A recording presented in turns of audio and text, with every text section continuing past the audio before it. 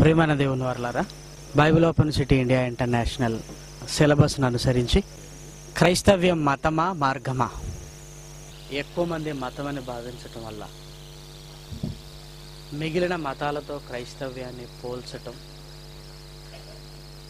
మతం అనే నిర్ధారణ మనిషికి కలగటం వల్ల ఈరోజు ప్రభుత్వాలు సహితం క్రైస్తవులు మత మార్పిడులు చేస్తున్నారు అని మిగిలిన మతాలలో ఉన్న వారిని క్రైస్తవ్యం అనే మతంలో చేర్పిస్తున్నారనే అపోహలు కూడా ఈరోజు ఎక్కువగా భారతదేశంలో మనం వింటున్నాం. ఒక తమిళనాడు కానివ్వండి, ఒరిస్సా కానివ్వండి, ఎక్కువగా ఇలాంటి చట్టాలు చేసే పరిస్థితులలో ప్రభుత్వాలు రావటం మనందరికీ తెలిసిన విషయమే. ఇకపోతే క్రైస్తవుల కార్యక్రమాలను కూడా టీవీ న్యూస్లో చెబుతున్నప్పుడు ఈరోజు క్రైస్తవ మత పెద్దలు అన్న పదాన్ని కానివ్వండి, క్రైస్తవ మతస్థులు క్రీస్తు జన్మదినాన్ని ఘనంగా జరుపుకున్నారనే పదాలను కానివ్వండి, లేదంటే క్రైస్తవ మతస్థులు యేసుక్రీస్తు మరణదినాన్ని ఈరోజు ఘనంగా ఆచరించారని కానివ్వండి, టీవీలో న్యూస్లో కూడా క్రైస్తవ్యాన్ని గురించి మతం అనే పదాన్ని మాటికి ఉపయోగించడం మనందరికీ తెలుసు. ఇక క్రైస్తవులలో కూడా మరికొందరు మహాసభలను ప్రారంభించేటప్పుడు కూడా క్రైస్తవ మత సభలను ఈరోజు ప్రారంభిస్తున్నామని దేవుడికి ప్రార్థన చేయటం, మతంలో ఉంటున్న కొన్ని నమ్మకాలను క్రైస్తవ్యంలో చూపించడానికి ప్రయత్నం చేయటం, ఇలాంటి పద్ధతులు క్రైస్తవ్యంలో కూడా కనిపించటం వల్ల క్రైస్తవ్యం మతం అనే ఆలోచన మిగిలిన వారికి కలిగింది. క్రైస్తవ్యం ఒక మతమే అన్న ఆలోచనతో ఈరోజు ఎక్కువ మంది క్రైస్తవులు ఉండటం మనందరికీ తెలుసు. అసలు క్రైస్తవ్యం అనేది భూమి మీదకి రావటానికి కారకుడు క్రీస్తు అయితే యేసుక్రీస్తు మతంగా స్థాపించాడా, లేదా తన జీవితంలో పరలోకపు మార్గాన్ని, తండ్రి యొక్క మహాజ్ఞానాన్ని సమాజానికి తెలియచేశాడా మనకు కావాలి. కాబట్టి ఈరోజు మనుషులు అనుకోవటం వేరు, అసలు బైబిల్లో రాయబడింది ఆలోచించటం వేరు. ఈరోజు లేఖనాల పరిశోధన సదస్సు ఈ ప్రాంతంలో జరగటం వల్ల బైబిల్లో ఉంటున్న ప్రతి పదాన్ని కూలంకషంగా, వివరణాత్మకంగా, యేసుక్రీస్తు బోధలో మతం కనపడుతుందా, మరొక లోకానికి మార్గాన్ని ఆయన విశదీకరించాడో, మతం ఎంత భయంకరమైందో, మార్గం మనిషికి ఎంత అవసరమైందో బైబిల్ను పరిశోధించగలిగితే క్రీస్తు మొదటి శతాబ్దంలో మాట్లాడిన ఒక అద్భుతమైన మాట బైబిల్లో మనకు కనపడుతుంది. మత్తయి సువార్త 23వ అధ్యాయము 15వ వచనాన్ని దయచేసి చూడండి. అయ్యో వేషధారులైన శాస్త్రులారా, పరిసయ్యులారా,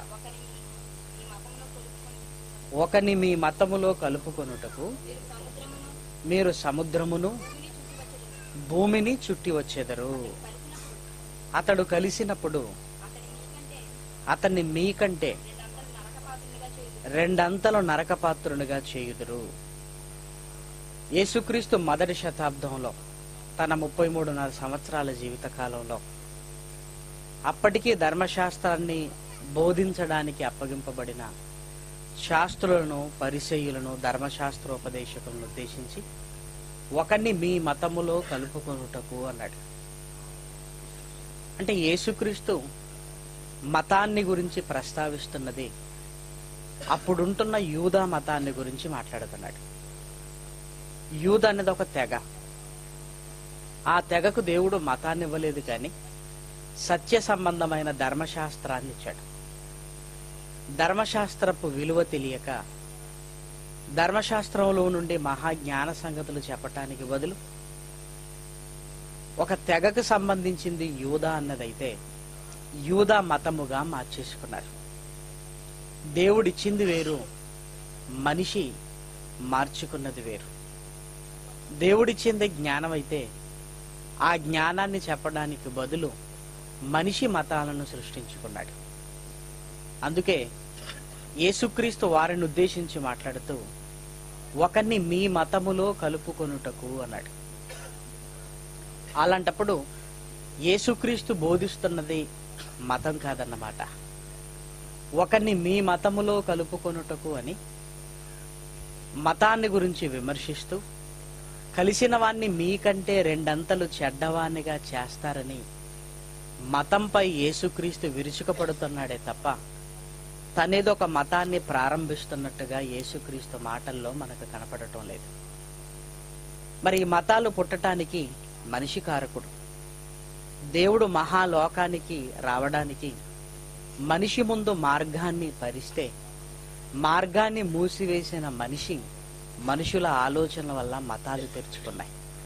అందుకే 14వ వచనంలో కూడా మీరు చూడగలిగితే దేవుడిచ్చిన మార్గాన్ని గురించి ముందు ప్రస్తావిస్తున్నాడు. చూడండి, అయ్యో వేషధారులైన శాస్త్రులారా, పరిసయ్యులారా, మీరు మనుషుల ఎదుట పరలోక రాజ్యమును మూయుదురు, మీరందులో ప్రవేశింపరు, చూసువారిని ప్రవేశింపనివ్వరు అన్నాడు. అంటే దేవుడు మనిషికి మార్గాన్ని పరిస్తే మార్గాన్ని మూసివేశారు, మతాన్ని తెరిచారు.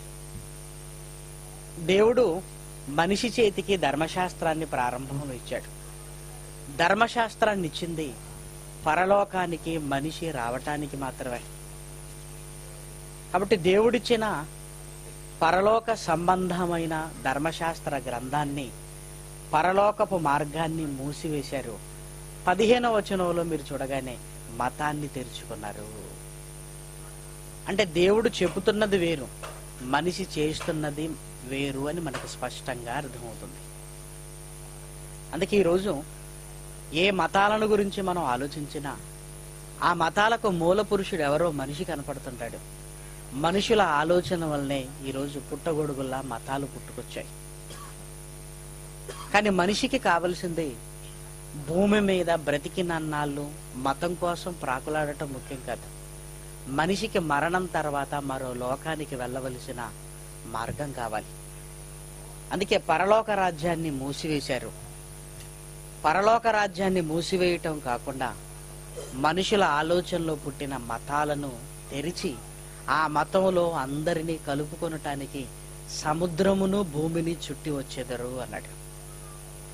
అంటే వాళ్ళ మతంలో ఒక వ్యక్తిని కలుపుకోవటానికి ఎంత కష్టపడతారనటానికి యేసుక్రీస్తు చెబుతూ, మీరు సముద్రమును భూమిని చుట్టి వచ్చేదరంటే మనిషిని మతంలోనికి కలుపుకోవటానికి మనిషి మామూలుగా కష్టపడడనమాట. అందుకే ఈరోజు భారతదేశంలో మీరు చూడండి, మతాల మధ్య పోటీ పెరిగి ఒకరి మీద ఒకరు దుమ్మెత్తి పోసుకుంటూ మాది గొప్ప అని మనుషుల మధ్య కల్లోలాలు సృష్టిస్తున్నారంటే మతం అనేది మనిషిని తమలో కలుపుకోవటానికే ప్రయత్నం చేస్తారన్నమాట. కాబట్టి యేసుక్రీస్తు బోధనలో మనం ఆలోచిస్తుంటే అప్పటి వరకున్న యూదా మతాన్ని వ్యతిరేకిస్తున్నాడు. పరలోక రాజ్యపు మార్గాన్ని, ఏ మార్గం అయితే శాస్త్రులు పరిసయ్యులు మూసివేశారో ఆ మార్గాన్ని తెరవడానికి ప్రయత్నం చేస్తున్నాడు ఆయన. ఏ మతం అయితే మనిషిని పరలోకపు మార్గం నుంచి దూరం చేసిందో, యేసుక్రీస్తు భూమి మీదకి వచ్చిన తర్వాత మూసుకొని వెళ్ళిపోయిన పరలోకపు మార్గాన్ని మహాజ్ఞానం చేత మళ్ళీ మనిషికి దగ్గర చేయడానికే ప్రయత్నం చేస్తున్నాడు. కాబట్టి యేసుక్రీస్తు బోధనలో తన ఒక మతాన్ని స్థాపించినట్టుగా కానీ, క్రైస్తవ్యాన్ని ఒక మతంగా సూచించినట్టుగా కానీ, లేదా క్రైస్తవ్యాన్ని ఈ లోక మతాలతో కలిపినట్టుగా కానీ ఎక్కడా ప్రస్తావన మనకు కనపడదు బైబిల్లో. మరి మతం అనేది ఎందుకు చెడ్డదని ఒకవేళ మీరు ఆలోచించగలిగితే, యేసుక్రీస్తు చెప్పిన ఈ మాటలో ఒకని మీ మతలములో కలుపుకొనుటకు సముద్రమును భూమిని చుట్టి వచ్చేదరు, అతడు కలిసిన ఎడల మీకంటే రెండంతలు నరకపాత్రునిగా చేయుదురు అన్నాడు. అంటే కలిసినవాడు వారి కంటే చెడ్డవాడైపోతాడనమాట. ఒకవేళ ఈ మత పెద్దలకు కలవకపోతే దేవుడి కోసం బ్రతకకుండా మామూలుగానైనా నరకానికి వెళ్ళిపోతాడేమో కానీ ఒకవేళ వీళ్ళ చేతుల్లో పడితే మీకంటే రెండింతల నరకపాత్రునిగా చేయుదురు అంటే మనిషిని మరింత భయంకరంగా మారుస్తుందన్నమాట మతం. అందుకే ఈరోజు చూడండి, మతాల మధ్య ఆధిపత్యపు గొడవ పెరిగి అవసరమైతే తమ ఆధిపత్యం కోసం చంపటానికి కూడా వెనుకంజ వేయటం లేదు. ఇంచుమించు 2 సంవత్సరాల క్రితం బెంగళూరులో మత ఘర్షణలు జరిగినప్పుడు తొక్కిసలాటలో పిల్లల్ని తొక్కి చంపేశారండి. కేవలం ఇరు వర్గాల మధ్య పోరులో మాది గొప్ప అని తెలియజేసుకోవడానికి జరిగిన సంఘర్షణలో తొక్కిసలాటలో పిల్లలు చనిపోయారు. ఇక భారతదేశంలో మత ఘర్షణలు జరుగుతుండటం నేటికి కొత్తేమీ కాదు. కానీ ఇందులో ఒక క్రైస్తవ్యాన్ని కూడా లాగి క్రైస్తవ్యంపై కూడా మత బురద జల్లడానికి ఈరోజు ప్రయత్నం చేస్తున్నారు. కనుకనే ఇలాంటి చక్కటి పాఠాలు బైబిల్లో నుంచి ఆలోచించటం అనేది చాలా అవసరం. కాబట్టి మతంలోనికి వెళ్ళిన వాడు రెండింతలు నరకపాత్రునిగా చేయుదురు అన్న యేసుక్రీస్తు మాటనే జాగ్రత్తగా మనం ఆలోచించగలిగితే, మరి వాళ్ళ చేతుల్లో పడిన వారెవరు, రెండింతల నరకపాత్రునిగా ఎవరిని చేశారో ఒక లైఫ్ హిస్టరీని, ఒక జీవిత యథార్థ గాథను మనం చూడగలిగితే అపోస్తలుడైన పౌలు గారి జీవితమే మనకు కనపడుతుంది. ఎందుకంటే అపోస్తలుడైన పౌలు గారు గమలీయేలు యొద్ద పాదాల దగ్గర ధర్మశాస్త్రాన్ని నేర్చుకుంటున్న ఆ తొలి రోజుల్లో ధర్మశాస్త్రంలో ఉంటున్న జ్ఞానానికి ఆకర్షితుడైనప్పుడు పౌలు గారి మీద మత పెద్దల చూపు పడింది. యూదా మత పెద్దల చూపు పడింది. చిన్నగా ఉన్న అతనిని నెమ్మదిగా ధర్మశాస్త్రంలో ఉంటున్న జ్ఞానం వైపు వెళ్ళనివ్వకుండా వారు స్థాపించిన మతంలోనికి లాక్కొని పౌలు గారి జీవితాన్ని ఎంత భయంకరంగా మార్చాడో మనం చూడగలిగితే, పౌలు గారు తన మాటల్లోనే చెబుతున్న మాటలు చూడండి. గలతీలకు రాసిన పత్రిక పౌలు గారు తన పూర్వపు అనుభవాన్ని గురించి మాట్లాడుతున్న మాటలు మనకు కనపడతాయి. 1వ అధ్యాయం 13వ వచనం నుంచి దయచేసి చూడండి. పూర్వమందు యూదా మతస్థుడనై ఉన్నప్పుడు నేను దేవుని సంఘమును అపరిమితముగా హింసించి నాశనము చేయుచు నా పితరుల పారంపర్యాచారమందు విశేష ఆసక్తి గలవాడనై నా స్వజాతీయులలో నా సమాన వయస్కులైన అనేకుల కంటే యూదా మతములో అత్యధిక ఆధిక్యత నొందినవాడనై నా నడవడిని గురించి మీరు వింటిరి. పౌలు గారు గలతీలకు లేఖను రాస్తూ పరిశుద్ధాత్మ ప్రేరణతో ప్రారంభపు తన జీవితాన్ని గురించి పరిచయం చేస్తున్నాడు. గమలీయేలు పాదాల దగ్గర ధర్మశాస్త్రాన్ని నేర్చుకున్న పౌలు గారు యూదా మత పెద్దల మాటలు విని యూదా మతంలోనికి వెళ్ళిపోయాడు. యూదా మతంలోనికి వెళ్ళిపోయిన తర్వాత పౌలు గారి ఆలోచన, పౌలు గారి పని, పౌలు గారి ఉద్దేశం ఇవన్నీ మారిపోయాయి. ఎందుకంటే మతంలో పట్టుదల, మతంలో పగ, మతంలో ద్వేషం, మతంలో ఇవన్నీ ఉంటాయి. ఎప్పుడైతే పౌలు గారు మత పెద్దల జోలికి వెళ్ళాడో అక్కడి నుంచి వాళ్ళు నేర్పించింది నా పితరుల పారంపర్యాచారమందు విశేష ఆసక్తి గలవాడనై అన్నాడు. అంటే జ్ఞానాన్ని పక్కన పెట్టాడు, పద్ధతుల వైపు పౌలు గారి ఆలోచన మళ్లించేశారు. చూసారా, ధర్మశాస్త్రంలో ఉంటున్న అనేకమైన సంగతులు నేర్పించడానికి బదులు పెద్దలు పెట్టిన పద్ధతులు మాత్రమే నేర్పిస్తూ ఆ పద్ధతులలో ప్రావీణ్యుడిగా చేర్చి ఒకవేళ మన దగ్గర నుంచి వెళ్ళిపోతాడేమో అని ఆ మతంలో ఒక మంచి ఉద్యోగాన్ని, ఒక మంచి పోస్టును పౌలు గారికి ఇచ్చారు. ఇక పౌలు గారికి ఆసక్తి కూడా ఎలా మారిపోయిందంటే ఈ పద్ధతుల పట్లనే పౌలు గారు ఆకర్షితుడైపోయాడు. ఇక దేవుని సంఘాన్ని విపరీతంగా హింసించడం, సంఘాన్ని పాడు చేయటం, అంటే మతంలోనికి వెళ్ళిన తర్వాత పౌలు గారి ఆలోచనలు పూర్తిగా భిన్నమైపోయాయి. కాబట్టి నా పితరుల పారంపర్యాచారమందు విశేషమైన ఆసక్తి గలవాడనై అన్నాడు. ఇంతకీ పౌలు గారికి నేర్పించిన ఈ పెద్దల ఆచారాలేంటో మనం జాగ్రత్తగా బైబిల్లో చూడగలిగితే మత్తయి సువార్త 15వ అధ్యాయము 9వ వచనంలో, లేదంటే 7, 8, 9 వచనాలు మీరు చూడగలిగితే, వేషధారులారా ఈ ప్రజలు, 7వ వచనం పైనుంచి చదవండి. మీరు మీ పారంపర్యాచారమును నిమిత్తమై దేవుని వాక్యమును నిరర్ధకము చేయుచున్నారు. వేషధారులారా, ఈ ప్రజలు, ఇక్కడ సందర్భాన్ని జాగ్రత్తగా మీరు ఆలోచించగలిగితే, యేసుక్రీస్తు యూదా మత పెద్దల పద్ధతులను విమర్శిస్తున్నాడు. ఎందుకంటే యెరూషలేము నుంచి కొందరు వచ్చారు, శిష్యులు కడగని చేతులతో భోజనము చేస్తున్నారని చూసి యేసుక్రీస్తు నిలదీస్తున్నారని. నీ శిష్యులు ఎందరికూ కడగని చేతులతో భోజనం చేస్తున్నారు అని. అసలు చేతులు కడుక్కోవాలి అనేది ఇది పెద్దలు పెట్టిన పద్ధతి. ఇదే కాకుండా సంత నుంచి వాళ్ళు వచ్చినప్పుడు నీళ్లు చల్లుకోవటం, భోజనాన్ని కూర్చున్నప్పుడు చేతులు కడుక్కోవటం, ఇత్తడి మట్టి పాత్రల నీళ్లలో కడగటం, ఇలాంటి అనేకమైన ఆచారాలను వాళ్ళు పాటించేవారు. ఇవన్నీ పెద్దలు పెట్టినవి. ఇక పౌలు గారికి కూడా ఏమి నేర్పించారంటే ఈ ఆచారాలు బాగా వంటబట్టించేశారు. అందుకే గలతీలకు రాసిన పత్రికలో ఉన్న మాట ఇప్పుడు జ్ఞాపకం చేసుకోండి. పితరుల పారంపర్యాచారమందు విశేషమైన ఆసక్తి గలవాడని అన్నాడు. ఇంతకీ ఆసక్తి వేటి మీద వచ్చిందంటే, ఇదిగో భోజనానికి ముందు చేతులు కడుక్కోవాలి, సంత నుంచి వచ్చినప్పుడు నీళ్లు చల్లుకోవాలి, ఇత్తడి మట్టి పాత్రలను నీళ్ళలో కడగాలి. ఇలాంటివి అనేకమైన ఆచారాలను, పారంపర్యాచారాలను యూదులు పాటించేవారు. అదే విషయం మనకు ఎక్కడ కనపడుతుందంటే మార్కు సువార్త 7వ అధ్యాయము 3, 4, 5 వచనాలు మీరు చూడండి. పరిసయ్యులు యూదులందరూ పెద్దల పారంపర్యాచారమును బట్టి చేతులు కడుక్కుంటేనే కాని భోజనము చేయరు, మరియు వారు సంత నుండి వచ్చినప్పుడు నీళ్లు చల్లుకుంటేనే గాని భోజనము చేయరు. ఇదియుగాక గిన్నెలను, కుండలను, ఇత్తడి పాత్రలను నీళ్లలో కడుగుట మొదలగు అనేక ఆచారములను వారు అనుసరించేవారు. పౌలు గారికి ఈ పద్ధతులే బాగా నేర్పించేశారు. ధర్మశాస్త్రంలో ఉంటున్న జ్ఞానాన్ని నేర్పించలేదు, ఈ పద్ధతులనే నేర్పించారు. ఈ రోజు కూడా మీరు ఆలోచించండి, దేవాలయంలో ఉన్న వారికి పద్ధతులు బాగా ఎక్కువగా తెలుస్తాయండి.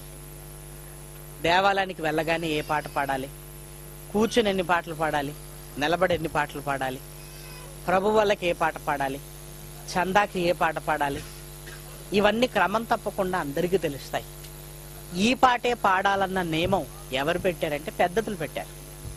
ఆ పెద్దలు పెట్టినవి ఇదిగో పిల్లలందరూ సక్రమంగా నెరవేర్చుకుంటూ వెళ్ళిపోతున్నారే తప్ప వీటి మీద ఉన్నంత శ్రద్ధ దేవుడు వాక్యంలో రాయించిన మాటలపై లేదు ఈరోజు. కాబట్టి పౌలు గారికి ఇవి బాగా నేర్పించారు. ఇవన్నీ బాగా నేర్చుకున్న పౌలు గారు ఇక దేవుడికి సేవ అంటే ఏమనుకున్నాడంటే, ఇదిగో ఈ పద్ధతులను పాటించటమే సేవ. ఒకవేళ ఈ పద్ధతులు ఎవరైనా పాటించకపోతే వారిని దండించటం, అవసరమైతే వారిని బెదిరించటం, అవసరమైతే వారిని చంపటం, ఇదే దేవునికి సేవ చేయటం అనుకున్నాడు. ప్రేమన దేవుని పిల్లలారా, ఎందుకంటే పౌలు గారికి అదే నూరు పోశారు. ఏమని? ఇదిగో ఈ పద్ధతులను ఎవరైతే పాటించటం లేదో వారు దేవునికి వ్యతిరేకులు. దేవునికి వ్యతిరేకులను మనం శిక్షించాలి. దేవుడికి వ్యతిరేకంగా బ్రతుకుతున్న వారిని అవసరమైతే చంపేయాలి. ఇదిగో ఈ పద్ధతులే మనకు చాలా ముఖ్యమైనవి అని మనుషులు పెట్టిన వీటిని దైవోపదేశములని పౌలు గారికి బోధించేసరికి మతంలోనికి వెళ్ళిన పౌలు గారు తాను మనిషినన్న సంగతే మర్చిపోయాడు. చూసారా, గమలీయేలు పాదాల దగ్గర ఉంటున్నప్పుడు యూదుల చేతుల్లో పడిన పౌలు గారు పారంపర్యాచార విషయాల్లో పట్టుదల పెంచుకొని సంఘాన్ని పాడు చేయటానికి ప్రారంభించాడండి. సంఘాన్ని పాడు చేస్తూ ఇదే దేవుని సేవ అనుకునే భ్రమలో ఉన్నాడు పౌలు గారు. ఇలాంటి భ్రమ ఎందుకు కలిగిందంటే మతంలోనికి వెళ్ళిన వాడికి చంపటం, చావటం ఇవేనండి వాళ్ళకు నేర్పించేది. ఈరోజు ఒక ఉగ్రవాదాన్ని గురించి మనం ఆలోచించగలిగితే చంపటము, చావటం అన్న నినాదం వాళ్ళతో కనిపిస్తుందంటే అది దేవునికి సేవ చేయటం అనుకుంటున్నారు. 2003లో WTC టవర్ ను పడగొట్టారు, మనందరికీ తెలుసు. అట్టా అనే ఒక వ్యక్తి ఆ టవర్స్ ను ఢీ కొట్టడానికి ముందు తను చేస్తానని తెలుసు, తనతో ఉన్నవారు కూడా చేస్తారని తెలుసు. తనేదో దేవుడికి సేవ చేస్తున్నట్టుగా నినాదాలు చేస్తూ అనేక మందిని చంపాడు, తాను కూడా చచ్చాడు. తాను చంపడానికి ప్రధానమైన కారణం ఏంటంటే చిన్ననాటి నుంచి దేవుడికి సేవ అంటే దేవుడికి వ్యతిరేకమైన వారిని, వ్యతిరేకమైన దేశాలను, వ్యతిరేకమైన ప్రాంతాలను మట్టు పెట్టటమే సేవ అనుకున్నారండి. కాబట్టి పౌలు గారు కూడా ఇంచుమించు అలానే తయారు చేశారు పౌలు గారిని.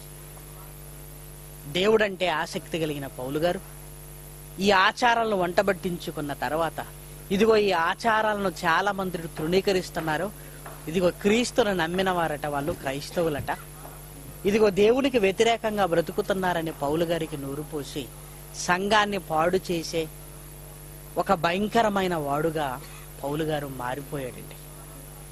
అంటే మతానికి వెళ్ళగానే మనుషులు ఎలా మారిపోతారో ఒక పౌలు గారి జీవితమే మనకి ఎగ్జాంపుల్. అందుకే ఎప్పుడైతే ఈ ఆచారాలు నేర్చుకున్నాడో ఇక పౌలు గారు పనేంటో కూడా మీరు చూడగలిగితే అపోస్తుల కార్యములు 8వ అధ్యాయము 1వ వచనంలో ఈ ఆచారాలను వంటబట్టించుకున్న పౌలు గారు ఏ పనిలో ఉన్నాడో చూడండి. ఆ కాలమందు యెరూషలేములోని సంఘమునకు గొప్ప హింస కలిగినందున అపోస్తలులు తప్ప అందరూ యూదయ సమరయ దేశముల యందు చెదిరిపోయిరి. భక్తిగల మనుషులు స్టెఫనును సమాధి చేసి అతని గురించి బహుగా ప్రలాపించిరి.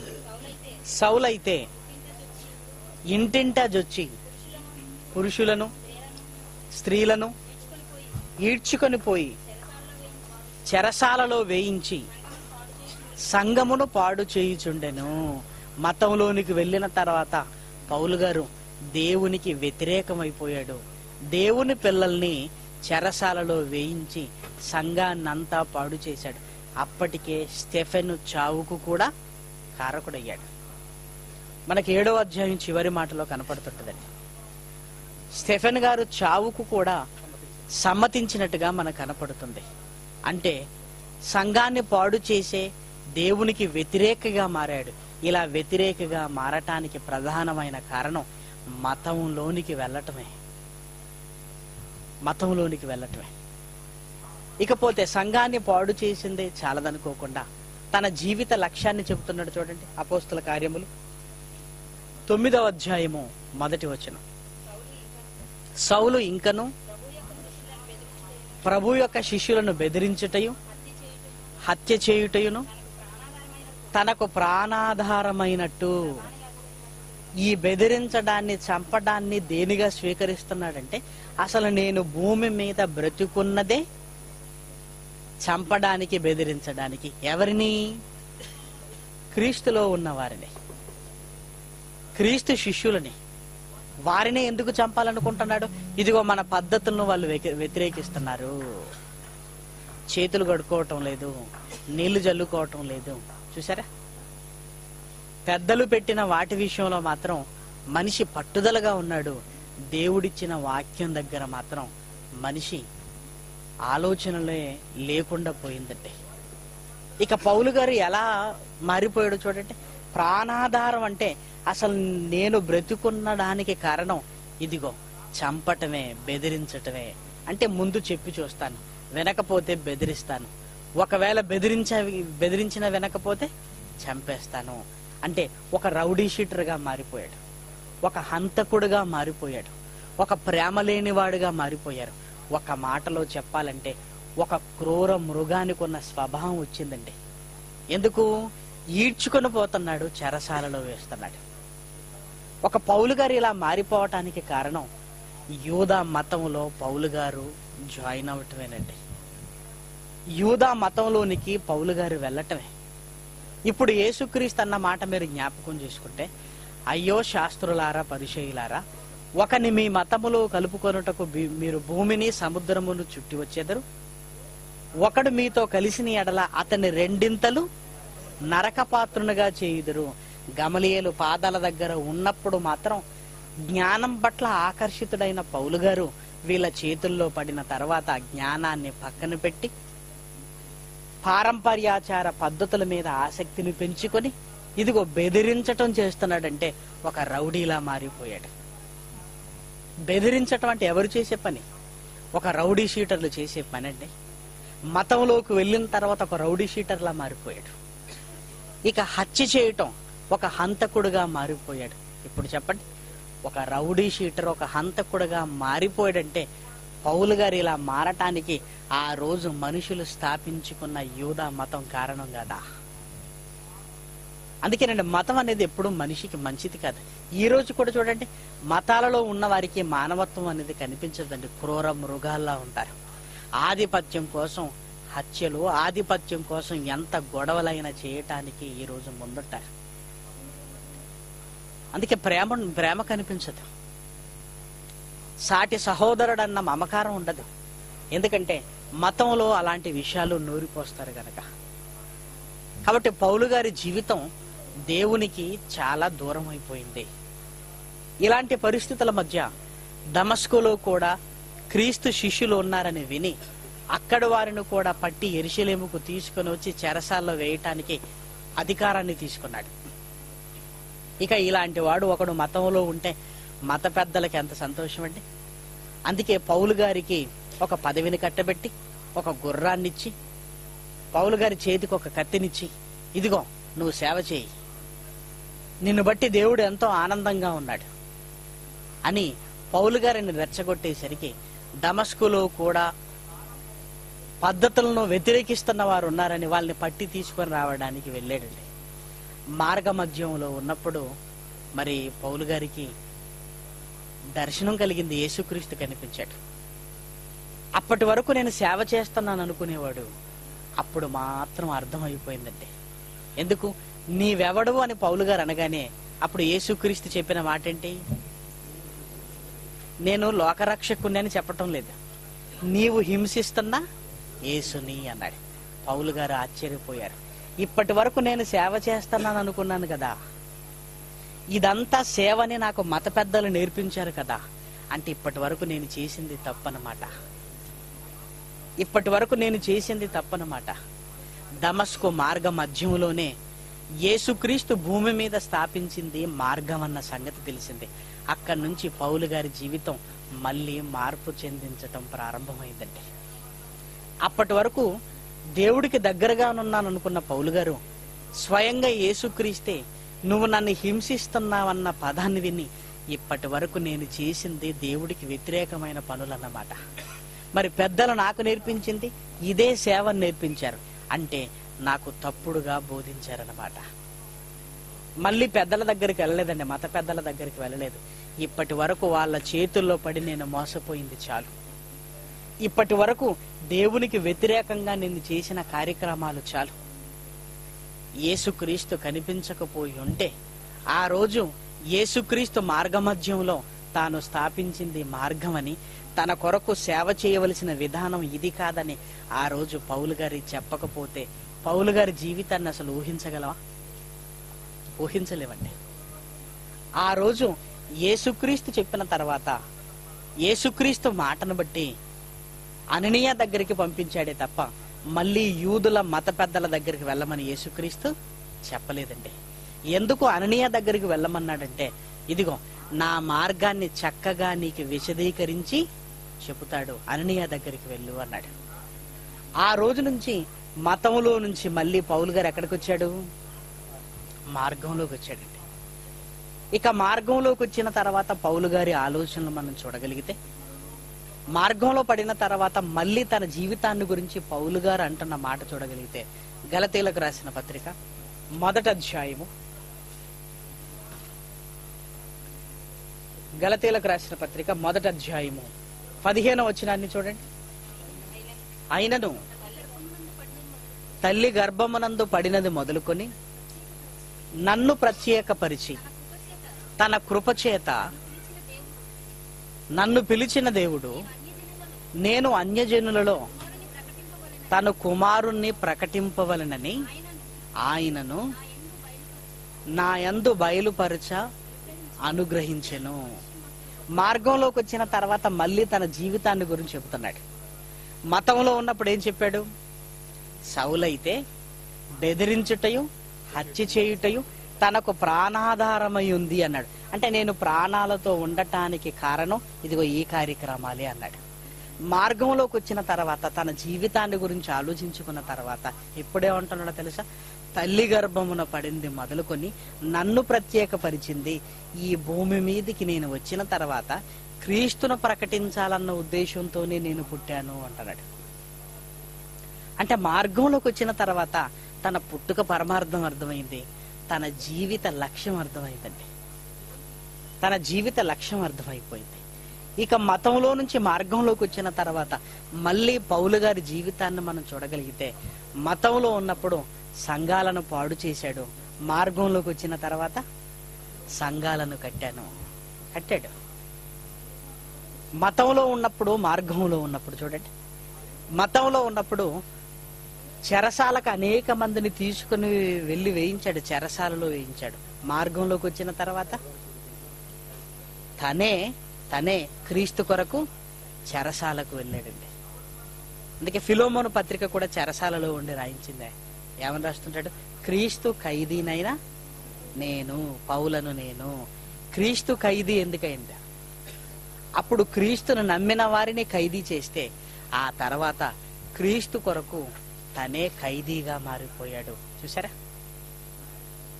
మతంలో ఉన్నప్పుడు సంపాదన మీద ఆలోచన ఉంటే మార్గంలోకి వచ్చిన తర్వాత తనకున్న ఆస్తిని అంతటిని పెంటతో సమానంగా ఎంచుకున్నాడు. మతంలో ఉన్నప్పుడు సుఖపడటానికి అలవాటు పడితే మార్గంలోకి వచ్చిన తర్వాత శ్రమ పడటానికి ఇష్టపడ్డాడు. మతానికి మార్గానికి ఎంత వ్యత్యాసం ఉందో మీరు చూడండి. మతంలో ఉన్నప్పుడు చంపటానికి కదిలితే మార్గంలోకి వచ్చిన తర్వాత బ్రతికించడానికి ఆలోచించాడు.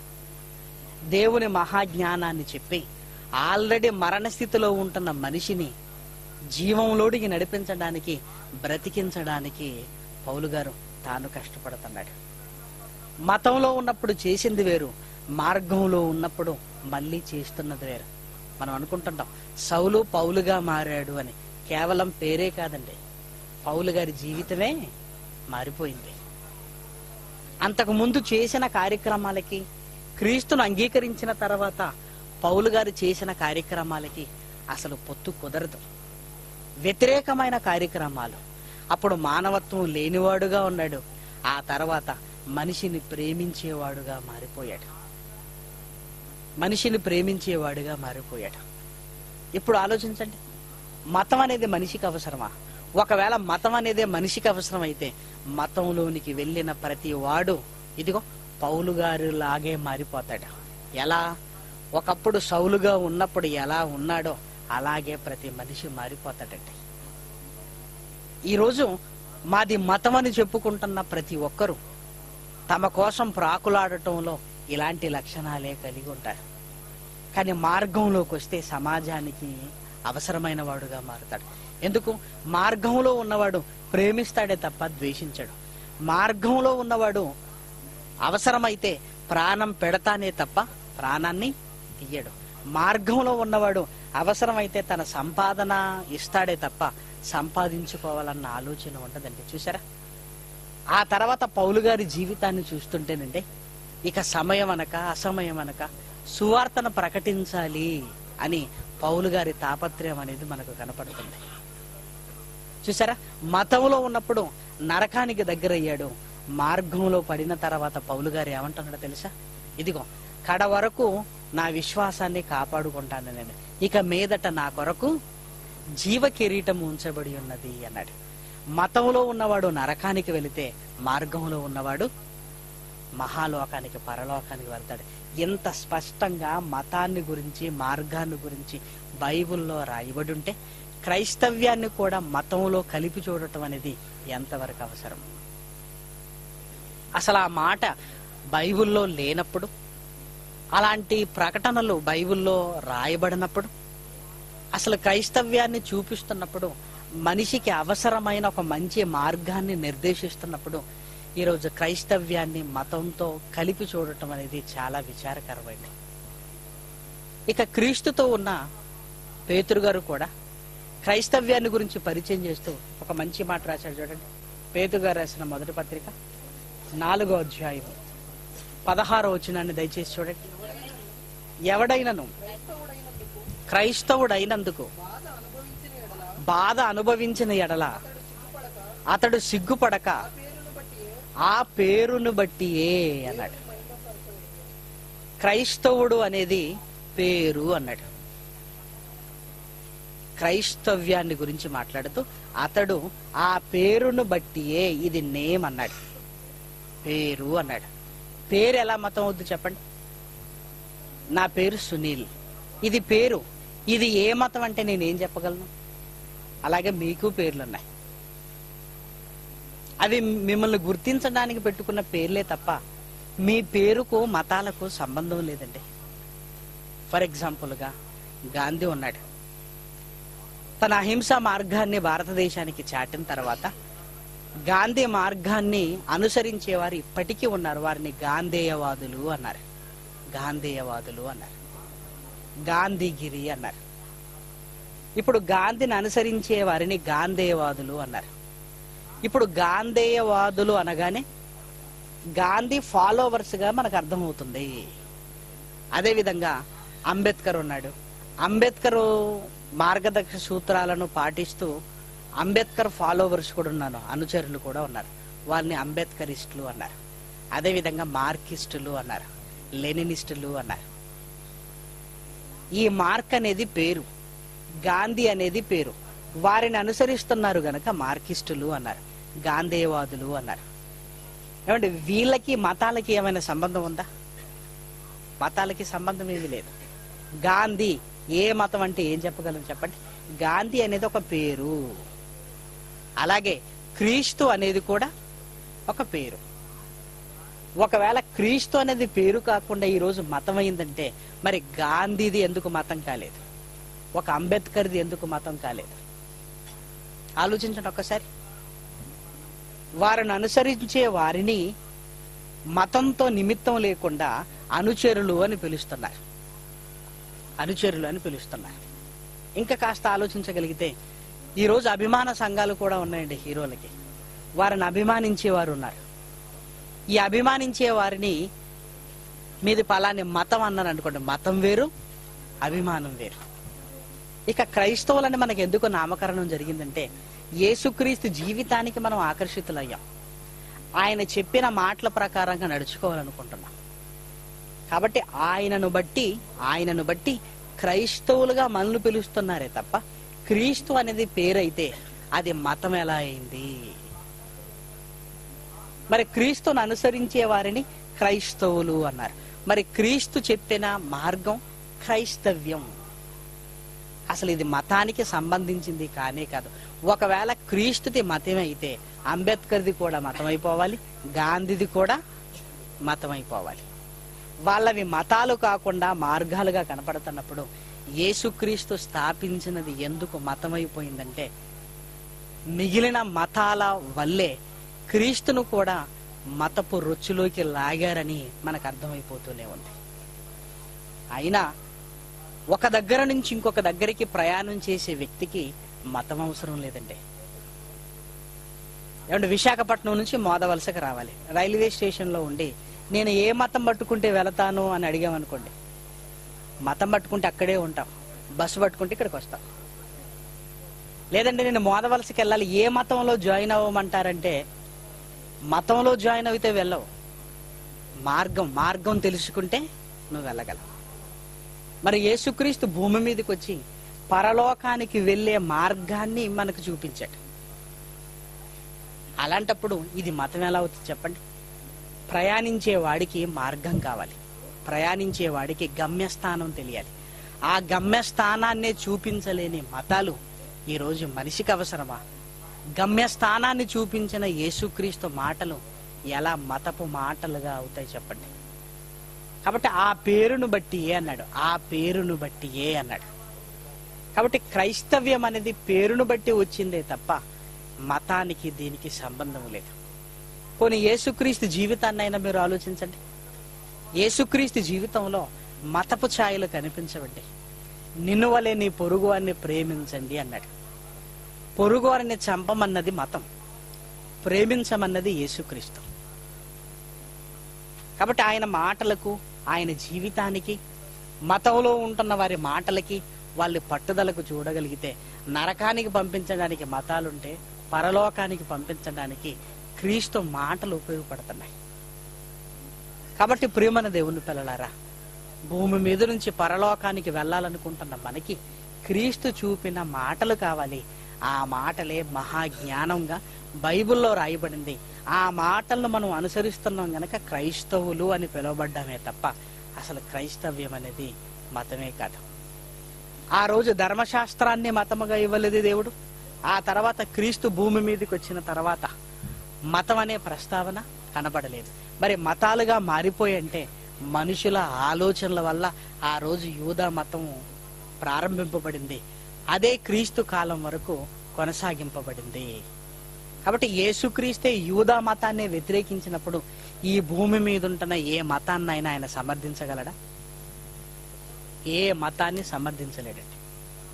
కాబట్టి మరొక మాట చూడండి, అపోస్తల కార్యములు ఆ కాలంలో జరిగిన ఒక డిస్కషన్లో క్రైస్తవ్యాన్ని గురించి జరిగిన ఒక డిస్కషన్ అండి. 24వ అధ్యాయము 13-14. మరియు వారు నా మీద ఇప్పుడు నా మీద మోపు నేరములను తమకు రుజువుపరచలేరు. ధర్మశాస్త్రమందును ప్రవక్తల గ్రంథములందును వ్రాయబడి ఉన్నవన్నీ నమ్మి నీతిమంతులకును అనీతిమంతులకును పునరుత్థానము కలగబోచున్నదని వీరు నిరీక్షించుచున్నట్టు నేను కూడా దేవుని యందు నిరీక్షించి వారు మతభేదమని పేరు పెట్టు అన్నాడు. వారు మతభేదమని పేరు పెట్టు. వారు, నేను ప్రకటించేది మార్గం, ఈ మార్గాన్ని వారు మతము అనుకుంటున్నారు అన్నాడు. కాబట్టి ఇలా బైబిల్లో అనేకమైన సందర్భాలు బైబిల్లో మనం చూడగలిగితే క్రైస్తవ్యాన్ని గురించి రాయబడిన ప్రతి మాట మార్గాన్ని గురించిన మాటలే మనకు కనపడతాయి. చూడండి, అపోస్తల కార్యములు 19వ అధ్యాయము 23వ వచనం. 19వ అధ్యాయం 23వ వచనం. ఆ కాలమందు క్రీస్తు మార్గముల గురించి చాలా అల్లరి కలిగెను అన్నాడు. చాలా అల్లరి కలిగెను. క్రీస్తు మార్గమును గురించి అంటే మార్గం అనే ప్రకటించాడనమాట యేసుక్రీస్తు. ఇక యేసుక్రీస్తు మాటల్లో మనం చూడగలిగితే మనందరికీ తెలిసిన మాట యోహాను సువార్త 14వ అధ్యాయము 6వ వచనంలో ఉన్నమాట. యేసు నేనే మార్గమును సత్యమును జీవమును. నేనే మార్గమును అంటే నేను తప్ప మిగిలిన వారందరూ మతాలను స్థాపించారు, నేను మాత్రం మార్గాన్ని స్థాపించాను. నేనే మార్గాన్ని, ఆ మార్గంలో నేనే సత్యాన్ని, నేనే జీవాన్ని. నా ద్వారా తప్ప తండ్రి యొద్దకు ఎవడునూ రాలేడు. కాబట్టి పరలోకానికి వెళ్ళవలసిన మనల్ని క్రీస్తు తన మార్గంలో నడిపించి తీసుకుని వెళ్ళాలని తన గురించి తాను మాట్లాడుతూ పౌలు గారు ప్రకటించింది, పేతురు గారు ప్రకటించింది, అపోస్తలు ప్రకటించిన ప్రతి ఒక్క మాట మనం చూడగలిగితే ఎక్కడ మత ప్రస్తావన అనేది కనపడదు. ఒకవేళ గలతీలలో మరి మతం అని రాసి కింద విశ్వాసం అన్నాడంటే మార్గాన్ని విశ్వసించాలి, మార్గాన్ని విశ్వసించాలి. కాబట్టి వారు మతం అనుకున్నారు, కానీ ఆ మతం విశ్వాసానికి సంబంధించిందని మళ్ళీ పుట్నోట్లో రాయబడింది. కాబట్టి పుట్నోట్లో రాయబడిన దాన్ని మనం తీసుకోవలసిన అర్థం విశ్వాసము అని రాయబడింది, విశ్వాసంగా తీసుకోవాలి.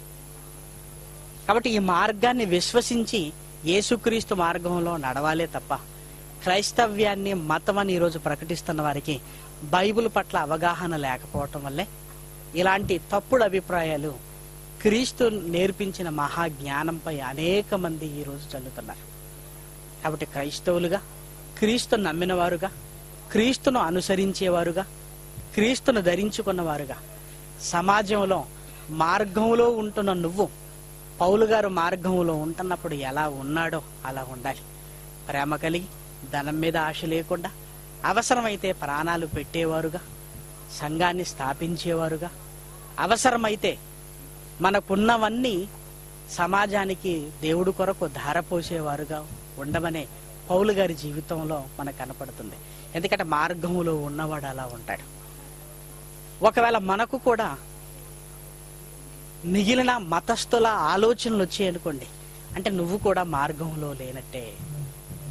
పౌలు గారు మార్గంలోకి వచ్చిన తర్వాత ఎంత చక్కగా కనపడుతూ నీతి కిరీటం, జీవ కిరీటం నా కొరకు ఉంచబడి ఉన్నదన్నాడో, మార్గంలో ఉన్నవాడు ఎప్పుడూ ప్రయాణాన్ని గురించి ఆలోచించుకుంటాడు, పరలోకానికి వెళ్ళాలన్న పట్టుదల కలిగి ఉంటాడు. కాబట్టి మిగిలిన మతస్థుల్లా క్రైస్తవులుగా ఉంటున్న మనం మారక ప్రేమ కలిగి గమ్యస్థానానికి వెళ్ళటానికి ప్రయత్నించేవారుగా ఉండాలి.